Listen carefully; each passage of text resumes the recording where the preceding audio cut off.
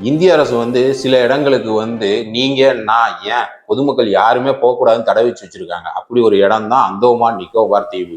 அந்த பகுதியில சென்டினல்ங்கிற பழங்குடி மக்கள் வாழ்றாங்க. அந்த மக்கள் வெளி உலகத்தோட தொடர்பு கொள்ள விரும்பல. அதனால இந்திய அரசு நார்த் சென்டினல் ஐலாண்டு பகுதி, அந்த பகுதி பேர், அந்த பகுதிக்கு யாருமே போகக்கூடாதுன்னு சொல்லி கடுமையான தடை வித்துள்ளார்கள்.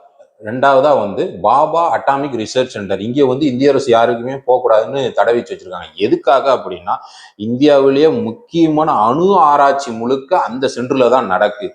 இது மகாராஷ்டிரா மும்பை பகுதியில அமைஞ்சிருக்கு. இங்க பாதுகாப்பு காரணமாக பொதுமக்கள் யாருக்குமே அலோ கிடையாது. மூணாவதா சியாசின் கிளேசியர்ங்கிற ஒரு பனிமலை. இந்த மலை எங்க இருக்குன்னா ஜம்மு காஷ்மீர்ல இமயமலை அடிவாரத்துல இருக்கு. இதுதான் இந்தியாவிலேயே போர் பகுதி. இந்த பகுதியை இந்திய அரசு மிகப்பெரிய போர் பகுதின்னு அனௌன்ஸ்மெண்ட் பண்ணியிருக்காங்க. இங்க இந்திய ராணுவம் மட்டும்தான் அலௌடு. இங்க பனியோட அளவு எவ்வளவு இருக்கும் தெரியுமா? -50°C இருக்கும். அப்படின்னா எவ்வளவு குளிர் இருக்குன்னு பாத்துக்கோங்க.